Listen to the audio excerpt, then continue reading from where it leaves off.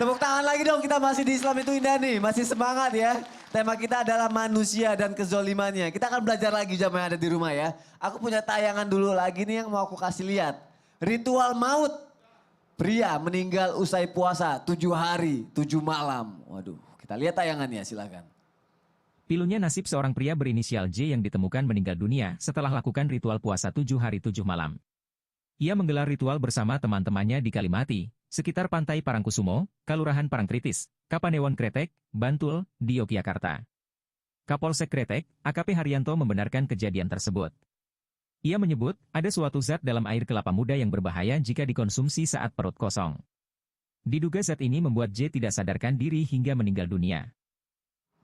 Ustadz Syam, apa yang Ustadz lihat dari tayangan tadi? Ya, puasanya tidak sesuai dengan syariat Islam. Ya. Islam itu hanya dari waktu menahan subuh sampai maghrib. Ya. Habis itu berbuka, nggak ada puasa malam. 7 hari 7 malam lagi ya. Iya, Ya Allah. subhanallah. Apakah sesuatu yang mungkin bisa disebut kesyirikan itu termasuk zolim nih Ustadz ya? Kesyirikan termasuk daripada kezaliman gitu. Ya, dan bagaimana cara kita menghindarinya Ustadz? Baik, Silakan, bismillahirrahmanirrahim. Ustadz Tapi guru Ustadz Maulana, Ustadz Afif, Mas Soni, jamaah di studio, jamaah di rumah. Al-Quran Surah An-Nisa ayat 48. A'udzu billahi minasy syaithanir rajim.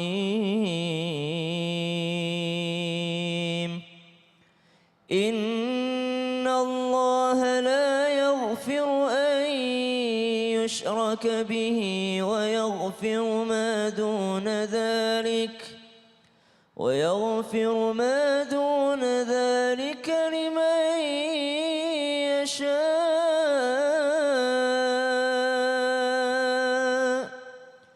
ومن يشرك بالله فقد افترى إثما عظيما. Sesungguhnya Allah Subhanahu wa taala tidak akan mengampuni dosa karena mempersekutukannya, yaitu kesyirikan. Dan dia Allah Subhanahu wa taala mengampuni apapun dosa yang selain kesyirikan bagi siapa yang dia kehendaki. Barang siapa mempersekutukan Allah, maka sungguh dia telah berbuat dosa yang besar atau berbuat kezaliman. Zalim itu kegelapan, zalim itu kesesatan. Maka berlaku syirik adalah kezaliman. Banyak orang yang berkata, Ustadz, kenapa kok Allah akan memasukkan ke neraka orang-orang kafir? Kan orang-orang kafir juga ada yang berbuat baik. Banyak orang kafir yang akhlaknya baik, banyak orang kafir yang suka bantu sesama, banyak orang kafir yang begini-begini, subhanallah, dikatakan kebaikannya. Ternyata walaupun berbuat baik kepada sesama manusia, tentu saja kalau dia tidak menunaikan haknya Allah Subhanahu wa taala alias kewajibannya sebagai manusia, maka itu telah berlaku zalim. Bukan lagi zalim kepada manusia, tapi dia berlaku zalim kepada dirinya sendiri, dan dia berlaku zalim kezaliman yang sangat besar, yaitu menyekutukan Allah Subhanahu wa ta'ala. Lihat bagaimana nasihat Luqmanul Hakim terhadap anaknya. Wa idh qala Luqmanu libnihi wa huwa ya'idhuhu ya bunayya la tusyrik billah inna syirka la zulmun azim. Berlaku syirik, menyekutukan Allah Subhanahu wa ta'ala, itu sesungguh adalah kezaliman yang sangat besar. Maka jangan sampai kita berlaku kesyirikan. Apa yang harus kita lakukan supaya tidak mudah berlaku kesyirikan? Yang pertama, Nabi SAW senantiasa mengingatkan kita untuk jaddidu imanakum, memperbaharui keimanan. Bagaimana memperbaharui keimanan? Senantiasa la ilaha illallah.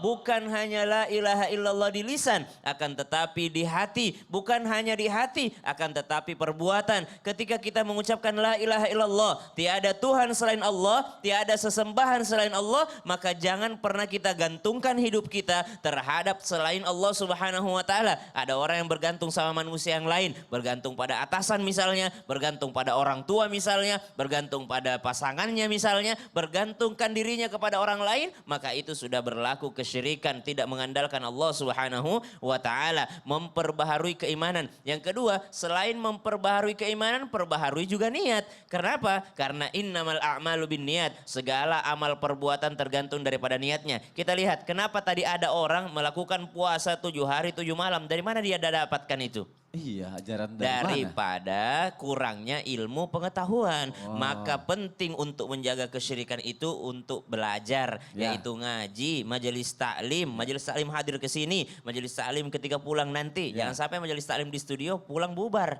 Aduh, Zulum Zalik. Terima kasih Ustaz Syam untuk Sama-sama, penjelasannya. Sony. Boleh tepuk tangan lagi untuk guru-guru kita, Masya Allah. Semoga kita terhindar dari hal-hal yang berbau syirik ya. Nauzubillah min zalik. Sebelah kiri saya datang dari mana sih? Lampung. Sebelah kanan dari? Ada Sentul dari? Metro Lampung juga. Kalau gitu aku kasih kesempatan buat nanya ya. Yuk kita masuk ke segmen Tanya Dong Ustadz. Kami semua tanya dong Ustaz. Yang mau nanya boleh angkat tangannya. Banyak ya. Sebelah kanan dulu ya. Ada yang dari Sentul dulu nih. Masya Allah cantik-cantik. Dari Sentul ya. Kalau nakal-nakal sentil ya. Ibu. Sentul jadi sentil. Gitu. Iya. Karena cantik-cantik. Ibu boleh nanya silakan berdiri. Namanya siapa? Nama saya Heni Wazna, Heni Wasna. Iya. Dari majelis taklim mana? Majelis Taklim Miftahul Jannah Denecur Mutiara Sentul. Masya Allah tepuk tangannya dong. Assalamualaikum warahmatullahi wabarakatuh. Waalaikumsalam warahmatullahi wabarakatuh. Tanya dong Ustadz. Iya. Ustadz, saya mau bertanya kepada Ustadz Maulana. Oh iya boleh Bu. Boleh. Mau nanya apa ayo? Ustadz begini, kalau seorang suami terhadap istrinya apa-apa suka memukul. Iya. Lalu apakah ini termasuk kezoliman yang takdir yang sudah dari Allah Subhanahu wa taala? Apakah ini bisa dikendalikan? Oke.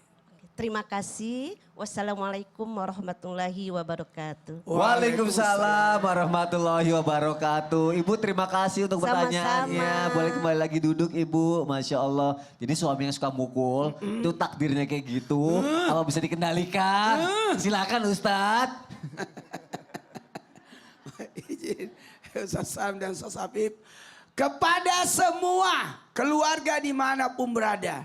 Orang menikah supaya tenang. Bukan menikah untuk tersakiti. Betul tidak? Mana tepuk tangannya ini ya Allah. Oh. Tidak ada orang mau menikah untuk menderita. Usahakan, kepada semuanya. Orang berkeluarga itu supaya sakinah, mawaddah, 1, 2, 3. Sakinah, mawadah, warohmah. Kenapa kebahagiaan itu penting? Orang butuh bahagia. Orang berhak untuk bahagia. Bukan untuk disakiti. Maka kata Nabi SAW. Janganlah seseorang di antara kamu memukul istrinya layaknya memukul hamba sahaya. Padahal dia para suami itu mohon maaf menggauli istrinya di ujung hari. Hadis riwayat Imam Bukhari. Mohon maaf, sebenarnya seorang laki-laki itu mohon maaf ini saya sampaikan nih. Dalam suami memiliki kewajiban yang besar terhadap istri. Maka dia harus memberikan kasih sayang, perlindungan, pendidikan. Kalau mungkin dia membenci istrinya, lalu tidak menyukai sampai dia harus memukul, maka sebenarnya tidak layak. Karena seorang suami berkewajiban untuk mendidik istri. Betul tidak? Jadi jangan dipukul. Diamin dulu. Habis diamin dulu, mungkin kasih nasihat dulu. Tidak langsung mukul. Betul tidak Bu? Kalau ada laki-laki suka mukul diapain Bu? Dibales. Ada yang bilang dibales. Dilaporin. Betul tidak? Betul. Laporin. Apalagi kalau sudah membahayakan diri. Entar mukul. Makanya undang-undang pernikahan itu ada namanya perlindungan. Tidak boleh memukul istri. Betul tidak? Betul. Sudah jatuh talak itu. Makanya tidak boleh memukul istri. Maka dalam hal ini seorang suami zolim. Ingat ya. Kalau istri dosa. Tapi kalau suami zolim. Olim. Kenapa? Karena kalau suami itu disebut zolim Karena suami itu bertanggung jawab atas istri. Atas istri. Tidak ada suami yang berdosa kepada istri. Nggak ada. Nggak ada. Adanya yang zolim. Zolim. Zolim itu di atasnya dosa. Aduh, na'udzubillahi Di min atasnya dosa. zalik. Terima kasih Ustaz Maulana Iya. untuk penjelasannya. Ya Allah, tepuk tangannya dong. Istri itu disayang, bukan dikemplang ya. Dibahagiain, bukan disakitin. Setuju? Suami diam aja yang ada di situ. Kita tanya dulu, gimana cara menasihati orang suami yang suka memukul istri? Coba. Wahai Kamu jangan pukul saya ya. Wahai bapak-bapak, Oh, jangan pernah memukul istri. Karena istri adalah kan kemuliaanmu. baik tidaknya laki-laki Baik tidaknya laki-laki, tergantung tergantung bagaimana dia bagaimana dia memperlakukan istrinya. memperlakukan istrinya. Masya Allah. Kita pilih Ustaz Maulana. Yang mau nanya lagi boleh angkat tangan. Oh, karena ibu paling pertama boleh deh. Ibu nanya ya. Silakan berdiri. Dari Metro Lampung nih. Namanya siapa? Nama saya Ibu Ernawati atau dipanggil Bu Eeng biasanya. Nama ngetop itu Ustaz. Oh, mantap ngetopnya Ibu En. Nama aslinya, Ernawati. Ernawati. nama ngetopnya, Bu Eeng. Bu En. memangnya ibu artis. Terkenal di Artis Metro, nih. Ustaz, Astin Metro. Dari mana? Ayo, Majelis Taklim Kami mana? dari Majelis Taklim Rahmat Hidayat Kota Metro. Boleh tepuk Lampung. tangannya dong. Mau nanya apa? Ibu En? Iya. Assalamualaikum warahmatullahi wabarakatuh. Waalaikumsalam warahmatullahi wabarakatuh. Tabi pun. Ya, Allah. saya mau bertanya pada Ustadz Habib. Ya, Ustadz. Ustaz Afif, boleh tuh. Iya, itu rezeki itu pemberian Allah kepada kita. Nah, yang pertanyaan saya, bagaimana caranya kita dapat menjaga rezeki itu tidak jatuh kepada kezoliman? Insya Allah. Terima kasih. Wassalamualaikum warahmatullahi wabarakatuh. Waalaikumsalam warahmatullahi wabarakatuh. Itu aja tah? Iya ge. Masya Allah. Silakan Ustaz Hafiz dijawab Ustaz. Bismillahirrahmanirrahim. Izin Ustaz Maulana, Ustaz Syam, Mas Soni. Hadirin yang dirahmati Allah Subhanahu wa taala. Ibu tadi menarik sekali pertanyaannya. Harta itu adalah titipan. Memang itu yang mestinya kita pahami bersama. Bahwa harta adalah titipan Allah. Kita tidak memilikinya jika tidak Allah kehendakinya. Dan juga tidak akan lari dari mana harta itu datang. Kecuali telah Allah tetapkan pemiliknya. Kalau ini kita pahami, maka hidup menjadi tenang. Harta adalah titipan. Anak adalah titipan. Suami adalah nitip di mana suaminya? La haula wala Titipin suaminya. Semua ini titipan. Kita teringat ceramah guru kita Kiai Haji Zainuddin MZ almarhum. Allah yarham. Allah maghfir lahu. Beliau katakan yang paling enak hidup itu seperti tukang parkir. Diberikan mobil yang mewah, nggak sombong. Betul nggak? Dikasih mobil yang butut, nggak minder. Karena tukang Parkir. nanti tuh mobil diambil oleh orangnya, dia nggak marah. Karena merasa dititipi. Maka mulai saat ini percayalah, apa yang dititipkan Allah kepada kita itu adalah yang terbaik. Nah, jangan sampai berbuat zalim. Sebab harta itu ditanya tentang dua hal. Satu, dari mana dia datang, kemana dia akan diinfakkan. Na'udzubillahi min dzalik. Sebanyak itu titipan kepada kita ternyata menjadi fitnah. Ternyata Allah Subhanahu wa taala akan meminta pertanggungjawaban setiap sen yang kita punya. Rezeki bukan soal banyaknya, tetapi bagaimana kita mendapatkan keberkahan dari rezeki tersebut. 200.000 akan berkah dan awet ketimbang 5 miliar dari jalan yang tidak halal. Na'udzubillahi min Zalik. Saya kasih analogi, 200.000 kalau berkah awet. Contoh, saya ke depan mau makan soto, ketemu Ustadz Maulana. Ustadz mau kemana? Mau beli soto. Dibayarin sama Ustadz Maulana. Aman 200.000 saya? Aman. Itu namanya dibayarin. Bayarin. La haula wala quwata illa billah. Maka berkahnya rezeki, jangan sampai kita berbuat zalim. Bagaimana sang pemberi rezeki menginginkan? Apa diantaranya? Bersedekahlah. Agar bersedekah tambah banyak rezeki kita. Tidak akan berkurang rezeki yang disedekahi. Walyasdad, walyasdad. Wallahu a'lam bishawab. Masya Allah, tepuk tangannya dong untuk Ustadz Afif. Terima kasih Ustadz untuk penjelasannya. Ustadz Maulana, yuk kita makan soto.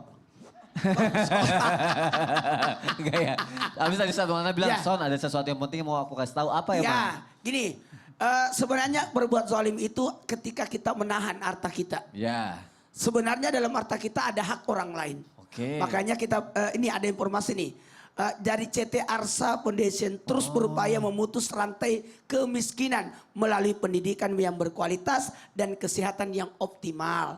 Maka kami mengajak kepada siapapun yang peduli untuk ikut turut berkontribusi meringankan beban mereka melalui doa dan sedekah yang terbaik. Masya Allah. Dengan cara apa, Mas? Men-scan kris kita nih, ada di Oh, bawah iya. sini ya, di CT Ada di Arsa sini. Foundation di Di bawah sini, ini ya. sini, Langsung sini. aja di scan langsung, Ya. berarti bisa langsung bersedekah di situ Bersedekah. ya. Jadi tidak susah-susah lagi. Gampang, langsung aja kalau gitu. Dan juga tetap di Islam itu indah. Jamaah, oh jamaah. Alhamdulillah. Lillah. Jangan sampai kita zalim.